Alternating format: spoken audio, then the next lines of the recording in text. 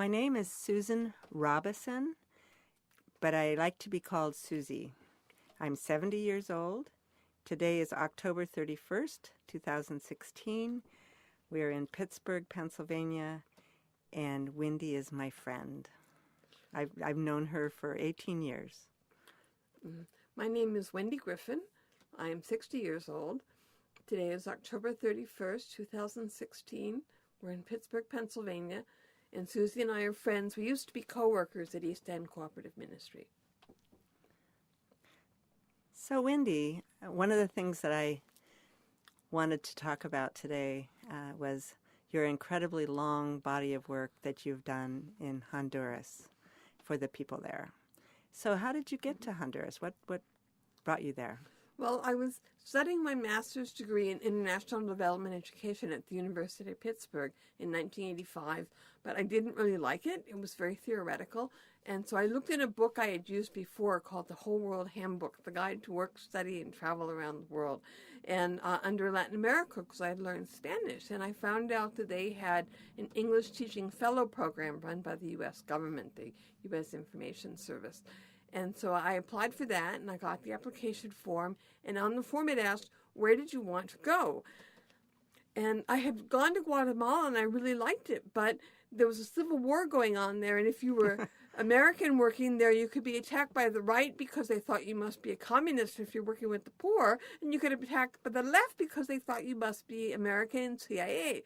So I thought, well, I don't want to work in Guatemala, but I like to visit. So I chose Honduras, only knowing that there wasn't a civil war in Honduras at that time. I never knew that I would have to go past the Contras to work with the PESH. And so I applied. And then I heard from them over the summer.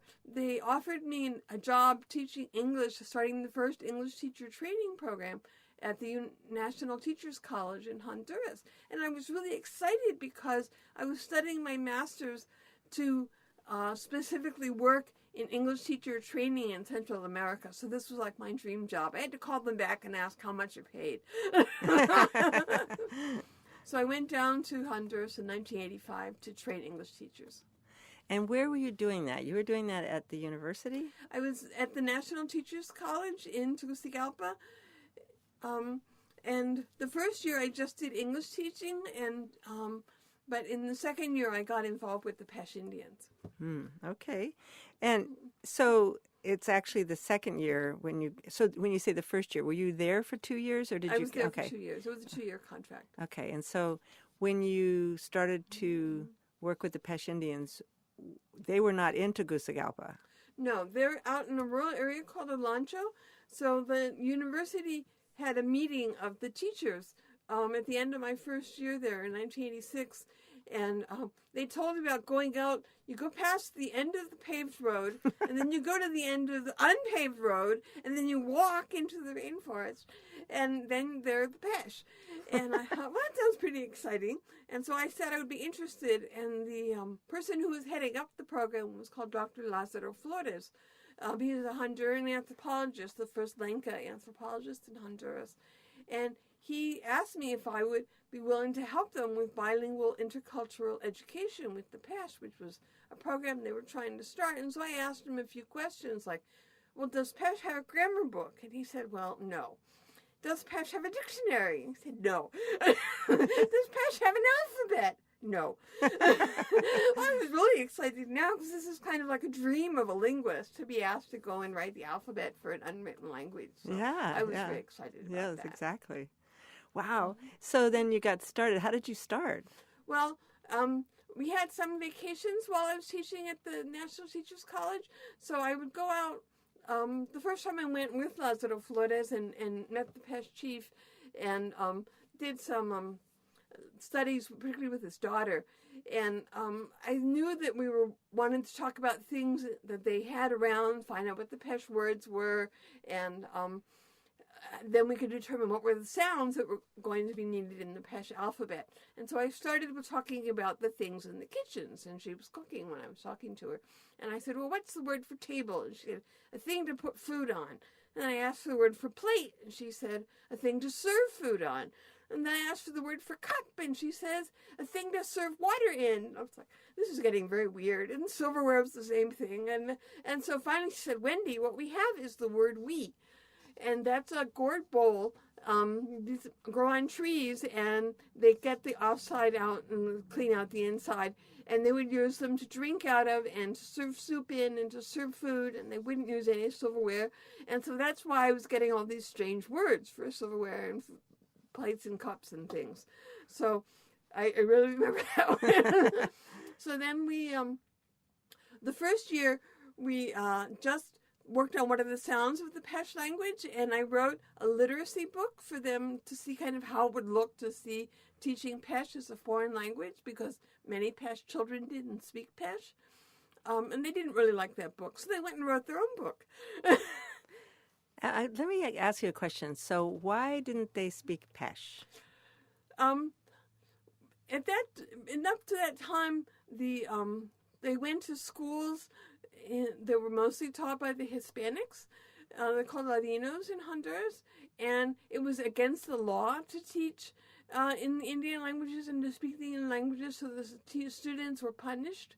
And also, the teachers would go to the parents' houses and complain if their children spoke Pesh when they got to school and they didn't speak Spanish, and would tell the parents that they should speak Spanish at home to their children so that they would have a good level of Spanish when they got to school.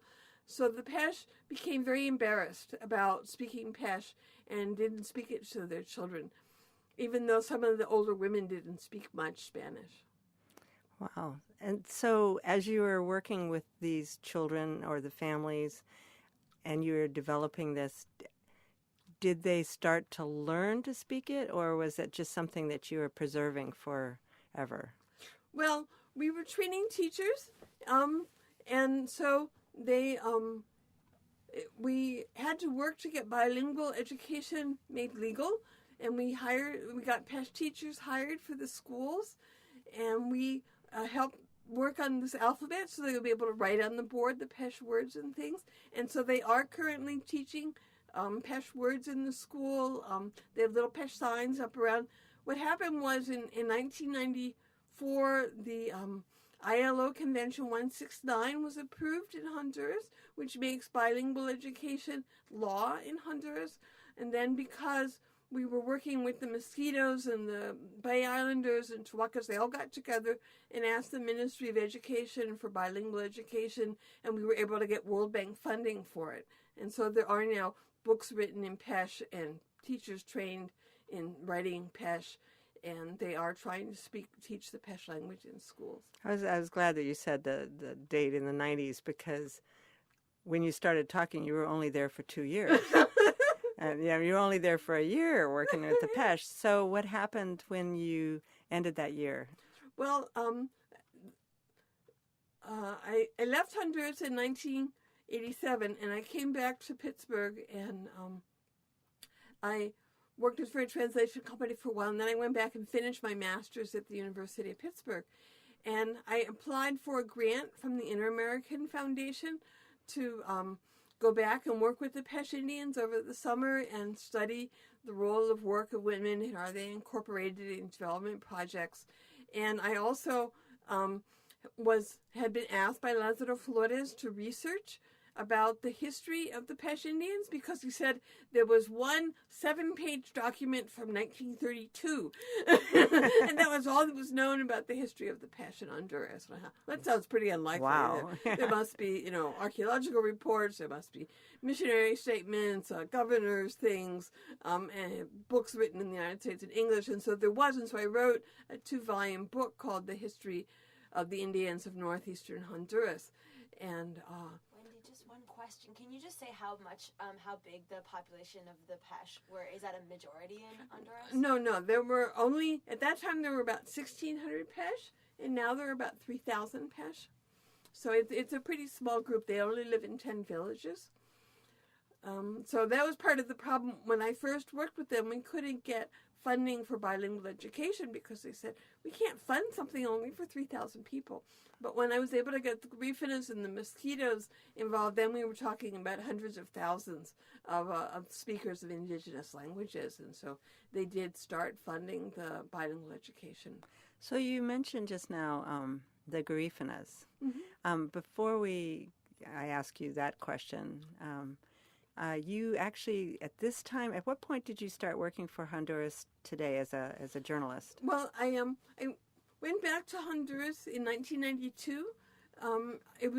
There were a lot of conferences going on because it was the 500th anniversary of Columbus discovering America. So there was a history conference, an archaeology conference, and international ethics conference. So I went down, and I was only going to be there for 3 months. But my friend who taught now at the National University at the UNA had lost 5 teachers. And she said, Wendy, I'm desperate for English teachers. And she offered me an apartment and residency if I would. And so she helped me become an English teacher. And so I also began working with the Mosquito Indians. Lázaro Flores had gotten scholarships for Mosquito Indians to study at the National Teachers College. And he was a mosquito. No, he was Lenca. He was Lenca, okay. And also the Mosquito Indians in the Mosquitia had been organizing, trying to get bilingual education, and I met with them, and we were able to put together a proposal that was approved by the Minister of Education. So the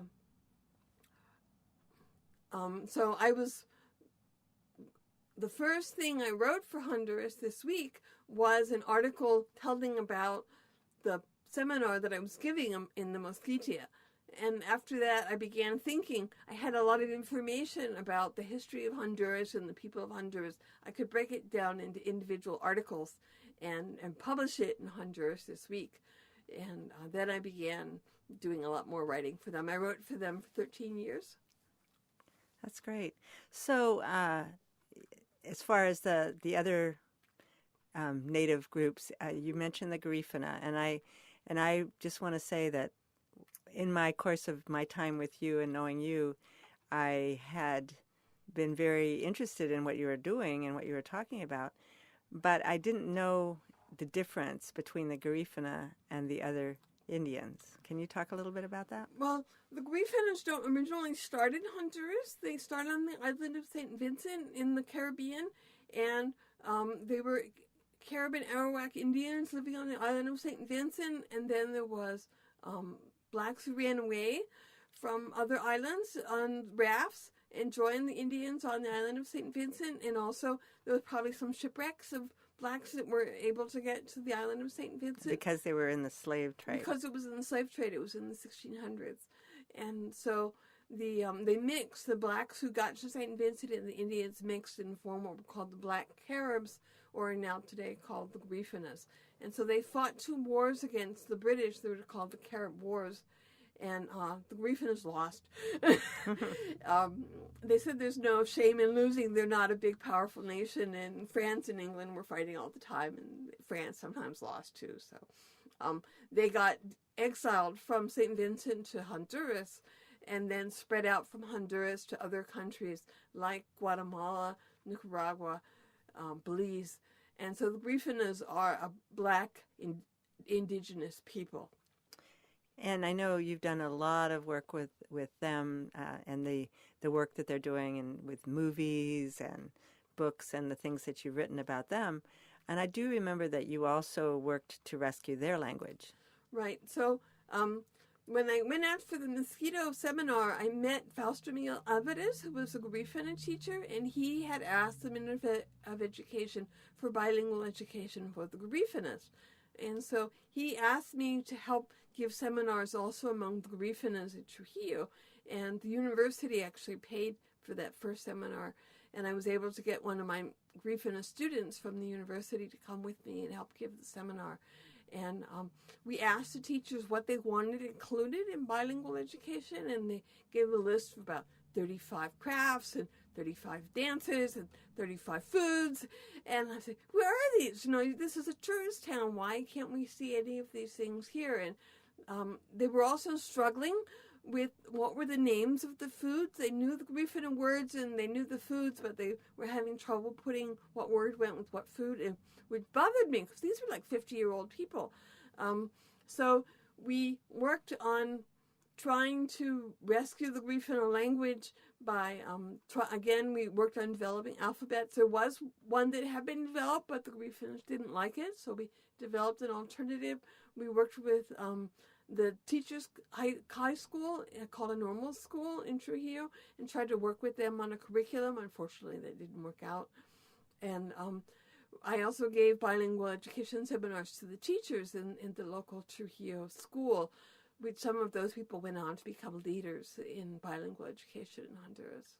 I remember that you were working on a book for the children that you needed help with to get it published so that you could get it into the hands of the children in the schools, and eventually you did do that. And the schools themselves, were they able to use the books? Well, we, together with St. Andrews, we got some money to republish a literacy book which had been written by Griffin teachers in La Ceiba. They had gotten money from AID, but only enough for their department, which is called Atlantida. And we didn't have any for our department, which is called Colon. So we worked together with the Griffin Emergency Committee to reproduce the books and then distribute them and also give teacher training seminars. And so the teachers did use those books for about 2 years until the Ministry of Education did finally produce some literacy books that they actually delivered to the schools. Wow. So I remember we've talked about the challenges that the indigenous people have when it comes to the destruction of the rainforests. And I know that some of the things that you talk about, what they would have access to with the rainforest there and what they were losing access to as the rainforests were being destroyed. Right. So I worked with the Griffin Emergency Committee. I had gone back to Pittsburgh after I worked in Trujillo for a while because I was ill with depression, and so I got treatment, and so I wasn't in Honduras during Hurricane Mitch. And I started hearing really bad reports that the government wasn't helping the mosquitoes, and it wasn't helping the Griffinas, wasn't helping the Bay Islanders. And so I was really worried about them. And so because I was working as a grant proposal writer at EUCM, where you and I met, I got together names of foundations who could help the Griffinas and the other groups. And I decided to go back to Honduras in 1999. And I traveled around Honduras and did articles for Honduras This Week about 1 year after Hurricane Mitch. And then began working with the Griffin Emergency Committee to write grant proposals. And some of the ones that we wrote were for reforesting the crafts. For example, with Cottonwood Foundation, we reforested Belaide, which is a vine that they use to make all of their basket crafts to process cassava bread. We had done a study that there were only 6 people out of all of Honduras who knew how to make these crafts. And we tried to teach them, and we didn't have enough plants to do the training for the new people or for using them in the schools. So we needed to reforest the crafts before we could teach them in the schools. So we did yagua, which is used to make traditional houses, and then you needed to rebuild the houses after Hurricane Mitch. We also, some of the crafts, such as the mortar and pestle used to make machuca, is made out of mahogany. And so that was being destroyed, and we needed to reforest that. We reforested laurel. And so we also worked on medicinal plants and also traditional food crops, which had become scarce. They set up seed beds for these traditional crops. And so we couldn't save the whole rainforest, but we could at least save the useful plants that people really cared about and would take care of. And you say we, because I know that there are people that were working along with you, but it's that you were getting the Griffina to do this. This was like actually they were cultivating, they were planting. Right. So I would do the grant proposals, and then the Griffin Emergency Committee would go out and do the training. For example, to plant Belaide, you have to boil the seeds. I don't know how it normally reproduces if that's the only way the seeds reproduce. And they would go, and then the Griffins in the villages themselves would be the volunteers. And one of the really exciting projects was in Iriona. They had a water project. And so there was a water catchment basin for their water project, which you can declare as a protected area in Honduras. So they made the decision to plant this vine, Belide, which grows 90 feet tall up the trees, in this protected area. And then they would have a reason to keep the trees and to keep the vine, and it would protect their water supply. So, and it would be protected from other people who would cut down the trees because it would be a protected area. So that was really a big success of that project. Do you know if that area is still protected? Yeah, it's still protected. Yeah. But it's part of what's going to be a model city called Sico Paulaya, and so it is under threat at the moment. Yeah, I remember when you first told me about that, what they were doing with the reforesting, and I said, well, Wendy, you're saving the rainforest all by yourself, which is really amazing, the work that you've done. You also, I remember seeing a picture one time of the sort of the location. You've got the beach down here, and then you have these massive cliffs. Uh-huh. And then there's is it the rainforests that are up at the top? Yeah, the rainforest is up on the mountains behind the Griffin villages. And the villages were down at the bottom. Down in the base, facing the ocean because they're fisher people, but they also did traditionally hunt. And so that's been part of the problem is they've lost the food because of overhunting in their area, not by them, but by the Hispanics who have moved into the area. And so the rainforest animals are gone, and the fishing has declined because it hasn't been protected properly. And there's commercial fishing from the Bay Islands. And so the Griffins have actually facing nutritional deficiency diseases in places like Iriona because of the loss of the rainforest. The Pesh also have lost their rainforest and suffered 95% malnutrition. Wow. Yeah, I remember, back to the Pesh, I remember you talking about a time that you were walking down a path. Do you want to, Well, I was in someone's house, and there was a little girl, Olivia's daughter, and she had a plank of wood. And first she cradled it in her arms, and then she put it in a hammock and was swinging it back and forth and said, my baby. And it's like, oh. It's a plank of wood. It's a plank of wood. And I thought, well, it would be nice to have dolls, to play with instead of planks of wood. So the first time I went out, I needed something to do at night. I'm not used to going to bed at 7 o'clock when it's dark like Pesh. So I had brought a rag doll from Thailand and was sewing another one by candlelight. And the Pesh were really interested and would touch it and say, your doll is malnourished.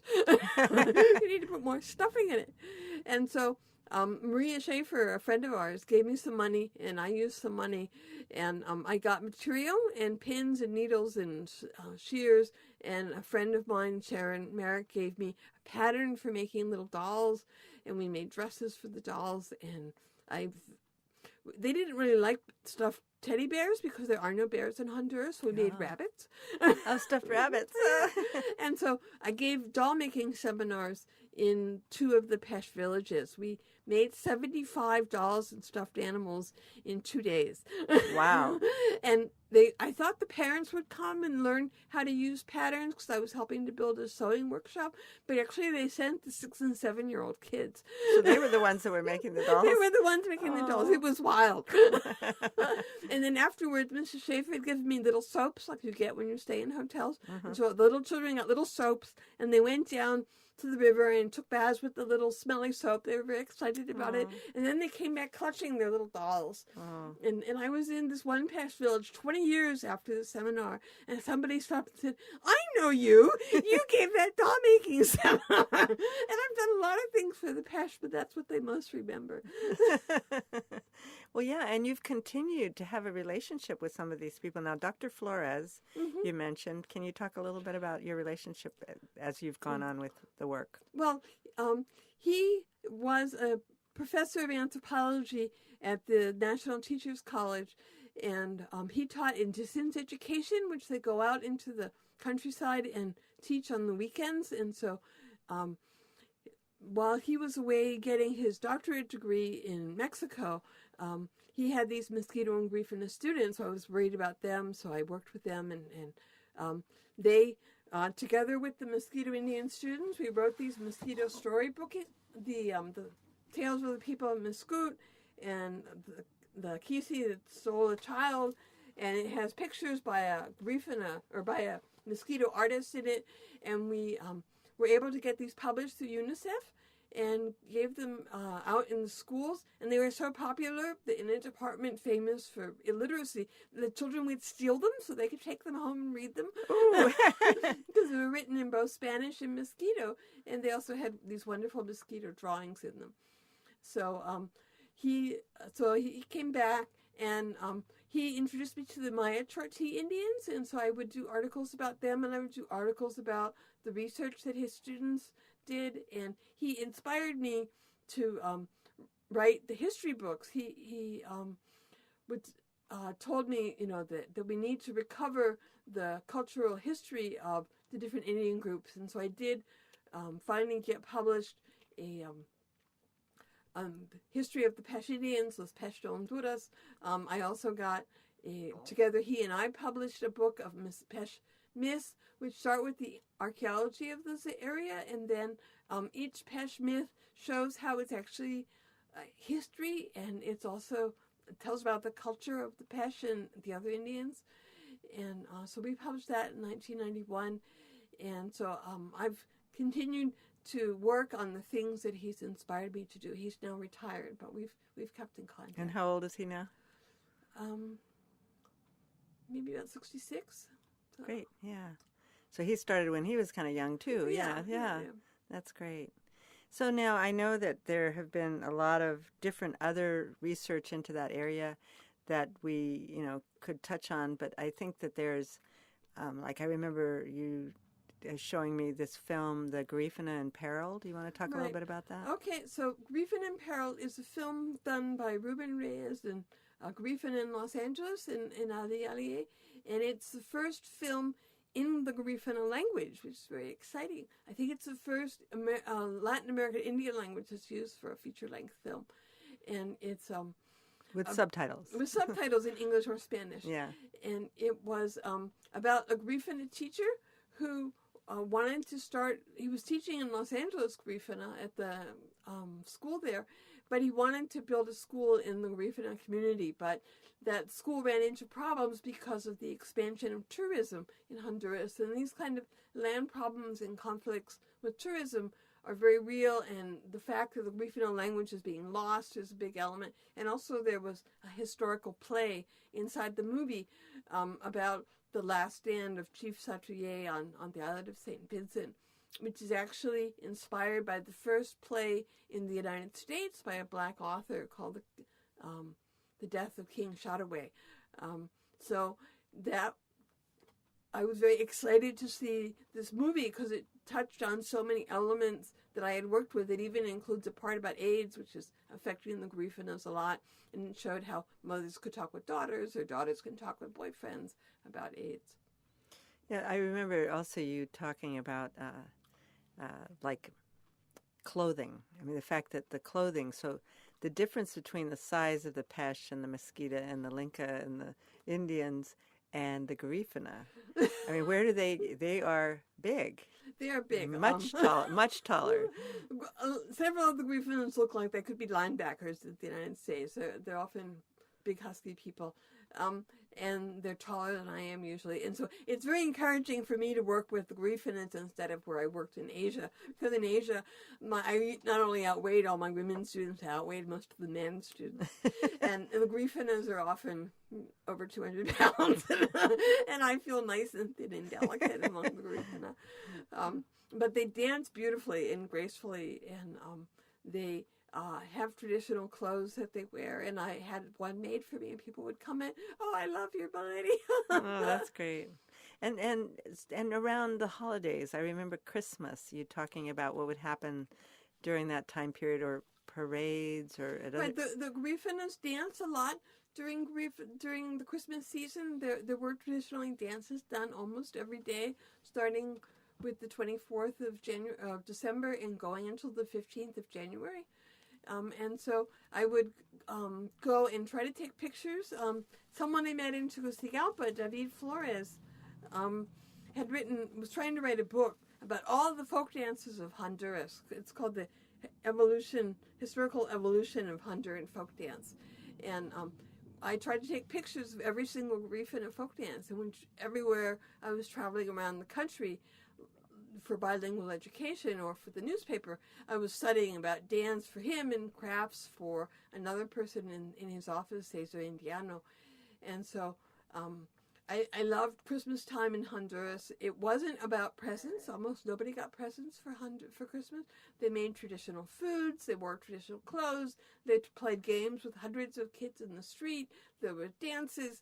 It was a very exciting time. I know when you'd come back here, you'd really miss it if you were here for Christmas. That's right.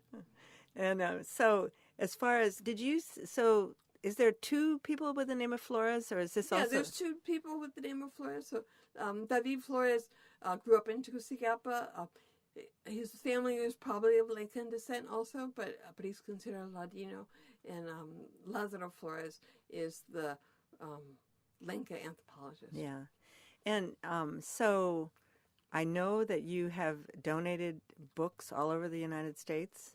Well, I did donate some copies, particularly of the Griffinos of Honduras and the Pesh of Honduras. These are books that you've written. That I've written, and they're particularly there's a collection at the University of Pittsburgh and at Tulane University of my books.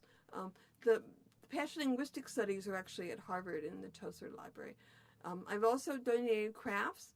I was worried that the people who made Pesh crafts were in their 60s, the rainforest was gone, the materials were hard to get anymore, and so I was worried that the Pesh crafts could disappear. And so I worked a long time writing down the information about how all the Pesh crafts were made, some of which are the same as the mosquito and Tawaka crafts, and how they were made and what materials they were made out of, and had them made and photographed them. And then I donated a collection to the San Pedro Sula Museum and also to the Burke Museum in Seattle. And you can see online the Burke Museum's collection of Honduran, Pesh, and Griffin crafts. You just go to Browse Collections. How do you spell Burke? Burke. Okay, yeah.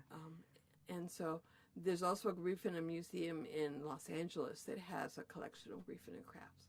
And there are a lot of Griffina in the United States. There's numbers are as high as 200,000. There are more Griffinas in the United States than in any other country. They tend to be in big cities like Los Angeles and New York. New York has the largest concentration of them. There are nonprofits that work with the Griffinas and try to help them with their language and with their culture and with the dances. And they have, what's their religion? Griffinas are mostly Catholic, but they do have a traditional religion, which is generally called Duguf because of the main ceremony. And that's a belief in ancestors, that ancestors can be displeased with you, and then they make you sick, and you have to do certain ceremonies, such as a mass or a chugu or a big 3-day ceremony called a dugu. And I've actually been able to photograph them and have them in my book, The Griffinas of Honduras. Yeah, because you had I think there is a film that you showed about a girl whose grandmother or somebody. Her mother. Yeah. It's called the Spirit of My Mother, El Espíritu de mi Mamá, and it's Ali Alier's first film about the Griffinas. And it shows a Griffin woman in Los Angeles whose mother comes back to her in dreams and disturbs her sleep and says that she wants a ceremony. And so she goes back to Honduras to do a bath for the souls and a dugu ceremony. And so most of the movie shows the different things preparing for this ceremony. So when you were living in Trujillo, Mm-hmm. you had I know you had almost like a flat or like an apartment. Right. Well, I would live in different places, but most of the time recently I've been living in a little one-room house that's right across the street from the Griffin neighborhood. So as soon as I walk down the street, I'm there with the Griffinas, and I would hear music and go and see what was going on, or I would go and visit my Griffin friends. I had one Griffin friend who was a bouye or shaman, and so I was going and writing her recipes down, and she helped me edit my book, and she told me her life story, which is on my blog, which is Health and Honduran Indians Blacks at blogspot.com. And so I really had a lot of fun living in Trujillo. Yeah.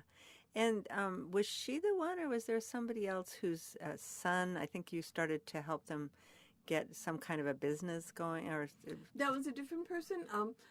Kike was a young man who was in a wheelchair. He dove into shallow water when he was about 18 and hurt his spine. Ooh. And so he was in a wheelchair for 25 years. And he had a little ice cream shop, and we had different ideas of things to do. So we started a Griffin and food restaurant, and there was a language school where I worked in Trujillo, and we would take people to eat Griffin and food there, and that was one of the ways I got started studying Griffin and food. So I would help his little business. He had a T-shirt business, and so we would.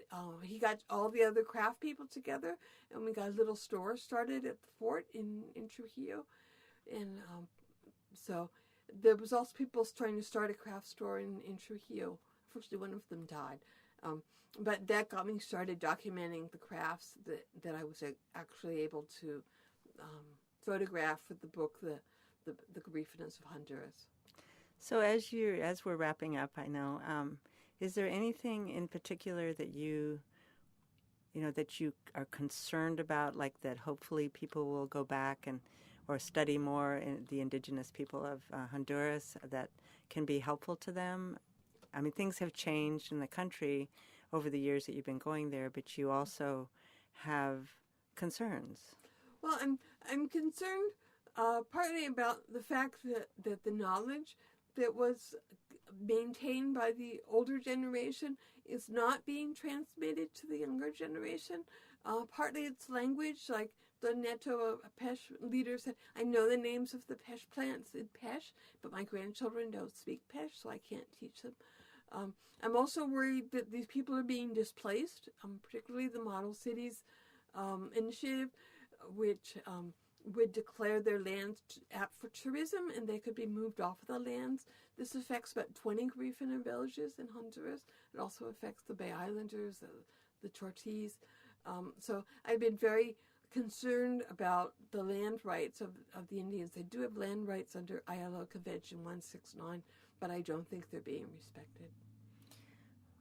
Well, when I think about all that you've done there, how many years then were you in and out of Honduras? I was there for 29 years. I started in 1985, and I left last time in 2014. And I know one of the things you would do is you'd come back and you'd make a little bit of money and then go back.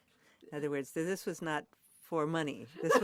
This is for your life work was done out of the place in your heart where, I think when you explained to me what an ethno-historian is, that's what you are. And that's something that you have been committed to all these years. And I think that that's something that I would want everybody to know about. And you're this very quiet person that moves in and out of all these situations.